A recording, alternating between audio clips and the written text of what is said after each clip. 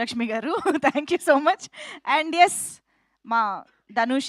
యాక్చువల్‌గా విజయ్ ఆంటోనీ గారు చెప్పులు లేకుండా స్టేజ్ పైకి రావడం it's common. I mean every event మేము చూస్తూనే ఉంటాం. బట్ ఈరోజు ధనుష కూడా సర్ప్రైజ్ చేసింది. అదే ఎందుకు అని? చుమ్మా స్టేజ్ కోసం. ఓహ్! ఓకే. మైక్‌లో చెప్పరా? ఆ! ఊరికే స్టేజ్ కోసం. నా పేరు ధనుష.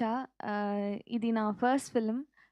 హీరోయిన్‌గా ఈ ఛాన్స్ ఇచ్చిన విజయ్ ఆంటనీ సార్ గారికి చాలా థ్యాంక్ యూ. గణేష్ సార్‌కి చాలా థ్యాంక్ యూ. ఆహ్, నాకు ఇది పెద్ద ఆపర్చునిటీ. తమిళ్‌లో మాత్రం లేదు, తెలుగులో కూడా ఈ ఫిల్మ్ రిలీజ్ అవుతుందని నాకు చాలా హ్యాపీగా ఉంది. ఆహ్, ఆహ్, ఆహ్, అజయ్‌కి చాలా థ్యాంక్స్. కంఫర్టబుల్‌గా ఉన్నారు. నాకు ఫ్రెండ్ అయిపోయినారు. నాకు కొంచెం కొంచెం తెలుగు తెలుసు. మా అమ్మ కూడా తిరుపతి. నేను పుట్టింది తిరుపతి. బాగా అర్థమవుతుంది. కానీ మాట్లాడడానికి కొంచెం కష్టం. Thank you. Thank you ma'am. Thank you ma'am.